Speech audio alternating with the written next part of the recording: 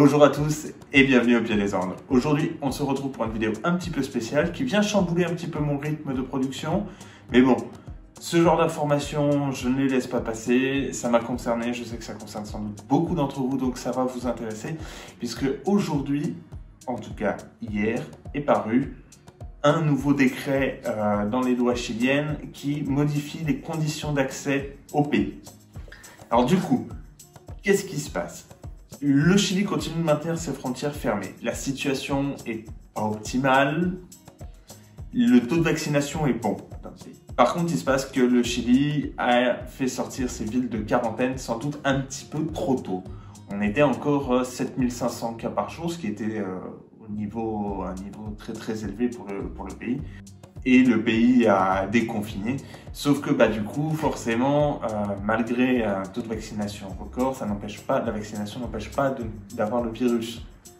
Du coup, le virus circulait encore fortement, les cas sont repartis à la hausse, et du coup, le gouvernement a un petit peu paniqué et a décidé de replacer, non pas une, non pas deux, mais toutes les communes de Santiago en quarantaine, à compter du week-end dernier.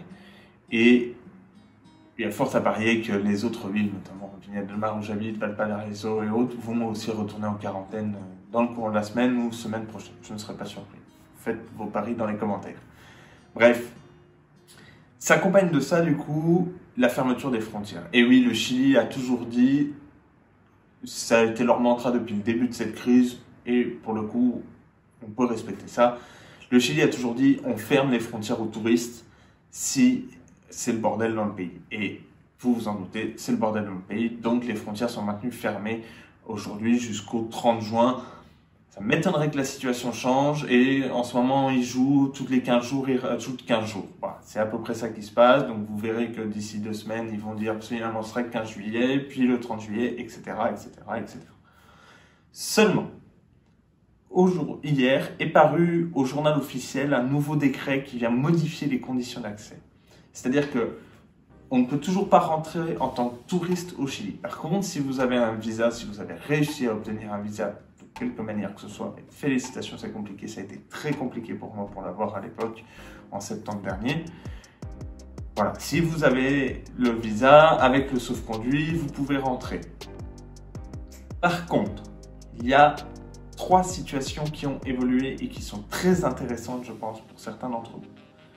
La première, si vous, en tant que vous êtes étranger, vous êtes marié au Chili ou en union civile au Chili, toujours, avec un Chilien ou un résident chilien, qu'il soit temporaire ou définitif, là c'est très intéressant, vous pouvez rentrer au Chili en tant que touriste avec un certificat de Servicio de Registro Civil et Identification. Ce certificat, je pense qu'il faut aller le demander, ce sera sans doute votre conjoint, votre conjointe qui va aller le demander. Beaucoup de choses se font sur internet, mais vu que c'est quelque chose de nouveau, si vous voulez que ça aille vite, ce sera peut-être mieux de se déplacer directement là-bas si c'est ouvert évidemment. Si vous êtes à Santiago, il y a fort à parier que tout soit fermé. Voilà, il va falloir passer par là. Deuxième cas, et c'est là où ça devient vraiment intéressant. Si vous êtes en mariage, en union civile ou en Pacs à l'étranger avec un Chilien ou avec un résident temporaire ou définitif au Chili. Là, ça devient vraiment intéressant, c'est-à-dire qu'en fait, si vous êtes, par exemple, vous êtes français, vous êtes marié avec une Chilienne en France ou en Pacs, eh bien, avec la modification du décret 102, maintenant, vous allez pouvoir rentrer au Chili. Et c'est là que ça devient très intéressant, c'est un petit peu compliqué. C'est-à-dire qu'il va falloir demander un sauf-conduit au consulat du Chili dans votre pays, donc à Paris en l'occurrence pour les Français. Et pour pouvoir demander ce sauf-conduit, il va falloir présenter évidemment le contrat de mariage ou de Pacs apostillé. Donc l'apostille, vous savez, c'est le système de légalisation français. En général, on peut faire ça dans les tribunaux. Alors je ne sais plus, la liste des papiers que j'avais à apostiller était longue comme le bras, donc il y en a certains, je pense que c'est au tribunal. Ou alors, si vous avez été pacsé par un notaire, je crois que ce notaire peut faire légaliser sa signature. À vérifier dans les détails, mais voilà. Toujours est-il que si vous présentez ce contrat de mariage ou de Pacs apostillé au consulat du Chili, vous devriez pouvoir obtenir le sauf-conduit qui va vous permettre de rentrer là encore en tant que touriste dans le pays. Vous n'avez pas un visa, comme dans la situation précédente, vous n'avez pas de visa de résidence. Par contre, vous pouvez rentrer en tant que touriste. Je vous laisse 3 mois extensibles 2 fois, si je ne dis pas de bêtises. En tout cas, c'était le cas avant la crise. C'était du coup, vous pouviez rester 3 mois extensibles jusqu'à 9 mois au total. Donc, c'est très intéressant. Ça ne vous permet pas de travailler, en tout cas pas de travailler pour une entreprise chilienne. Par contre, bah voilà, ça va vous permettre de rejoindre votre conjoint, votre conjointe. Et ça, bah, on le sait tous, quand ça fait 6 mois, 1 an, je suis passé par là aussi, qu'on n'a pas vu sa conjointe ou son conjoint. C'est compliqué et donc on est bien content de pouvoir se retrouver. La troisième situation, là, ça va plutôt concerner les personnes qui sont déjà au Chili. C'est très intéressant aussi. Donc c'est pour le cas des gens qui auraient des parents ou des enfants étrangers, qui ne sont pas chiliens. Vous êtes au Chili, vous êtes chilien ou pas, c'est-à-dire que vous soyez chilien ou simplement résident, là encore temporaire ou définitif, comme moi, eh bien vos parents ou vos enfants vont pouvoir se rendre au Chili même s'ils ne sont pas chiliens. Là aussi, en tant que touriste, et ce qu'il va falloir faire, c'est qu'il faut prouver le lien de parenté entre vous. Comment est-ce qu'on fait? C'est simplement un acte de naissance, là aussi, apostillé. Donc l'acte de naissance apostillé, je crois que vous pouvez le demander directement à votre mairie. Il y a certaines mairies qui le font, qui font directement l'apostille sur l'acte de naissance, ce qui permet d'aller plus vite. Et évidemment, sinon, ça va passer encore, là, je crois, par le tribunal, sinon pour faire apostiller. C'est pas précisé dedans, mais il y a fort à parier que l'acte de naissance doit être récent. En général, on demande moins de 3 mois. C'est en tout cas le cas pour les visas.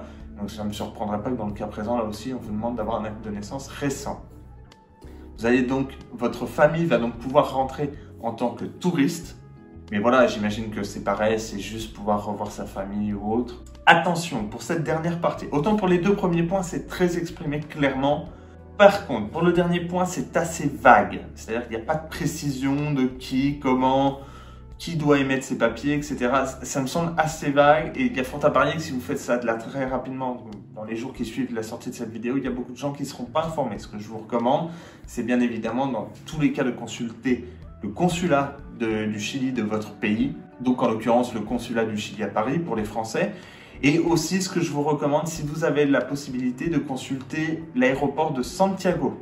Et oui, parce que même si en France, à Paris ou à Madrid, ils vous disent oui, il n'y a pas de problème, c'est à Santiago que tout se passe. Donc si vous pouvez consulter avec la PDI ou l'administration de l'aéroport de Santiago, je pense que c'est eux qui vous apporteront la réponse la plus claire et la plus juste. Et toujours est-il que c'est une loi, c'est écrit, c'est un décret, c'était paru au journal officiel du Chili. Je vais vous mettre tous les liens dans la description. Vous allez voir, c'est très complet. Dernier point, si vous avez d'être dans les 2 premiers cas, particulièrement si vous êtes dans le 2e cas, que vous avez à traiter avec le consulat du Chili à Paris, c'est très compliqué. C'est très compliqué depuis le début de la crise. J'ai envoyé des mails, j'ai essayé d'appeler, personne ne me répondait. J'ai envoyé des mails, personne ne me répondait. Ce que je vous recommande, pour que ça aille plus vite, c'est de les consulter via un Chilien. C'est-à-dire que c'est un Chilien, ce que je vous recommande, votre conjoint ou votre conjointe qui va les contacter directement. Ils ont, je ne sais pas si c'est légal, mais en tout cas, ils ont une certaine obligation de réponse aux Chiliens. Donc dans ce cas-là, si un Chilien leur écrit en espagnol, en général, quand ma femme les contactait, elle avait une réponse dans les 2-3 jours. Alors que moi, j'ai des mails, 1 an et demi après, j'ai toujours aucune réponse. Je ne sais pas ce qui s'est passé. Donc voilà. Contactez-les via un Chilien ou une Chilienne. Vous aurez une réponse plus vite, une réponse plus fiable. Deuxième point, je vais essayer de vous mettre dans la description le modèle de mail que j'avais envoyé, enfin que ma femme du coup avait envoyé à l'époque pour moi, pour faire la demande de sauf-conduit. Donc c'est-à-dire on avait cité un peu toutes les règles, je vais essayer de le nettoyer pour que ce soit propre, pour que vous puissiez le réutiliser facilement. Mais voilà, grâce à ce modèle de mail, normalement, si votre conjoint ou conjointe chilienne contacte le consulat du Chili de votre pays en utilisant ce modèle de mail, en tout cas moi, j'ai eu une réponse. On n'était pas les seuls, on s'était basé sur quelqu'un qui avait posté sur Facebook, qui avait utilisé ça pour passer. Ça a marché pour moi, ça a marché pour d'autres personnes. Voilà, donc je vais vous le mettre dans la description et grâce à ça, j'espère pour vous que vous allez pouvoir retrouver votre famille, vos proches, votre conjoint, votre conjointe.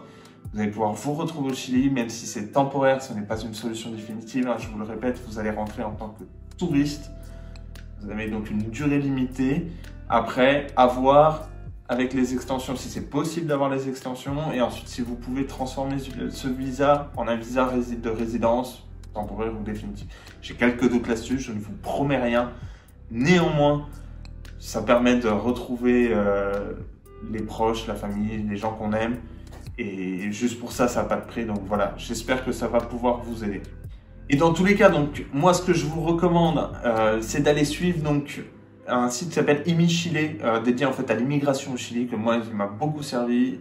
Ils sont toujours à jour, ils sont plutôt réactifs. Quand il y a des nouvelles lois qui paraissent et tout, vous avez rapidement des news qui tombent sur le site.